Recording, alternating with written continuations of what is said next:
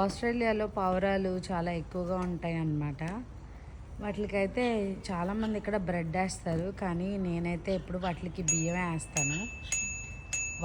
అసలు నాకు ఒకటి అర్థం కాని ఒక విషయం ఏంటంటే, బర్డ్స్ ఇక్కడ లేనప్పుడు కూడా మనం బియ్యం వేస్తే అవి వచ్చేస్తాయి. వాటికి ఎలా తెలుస్తుందో తెలియదు. ఆల్రిక్ అంటాడు దే కెన్ స్మెల్ అంటాడు.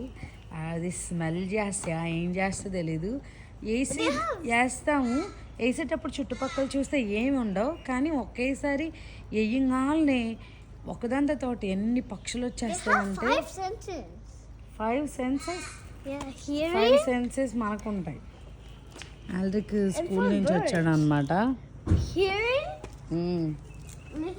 బర్డ్స్ కూడా ఉంటాయా? Hearing, listening.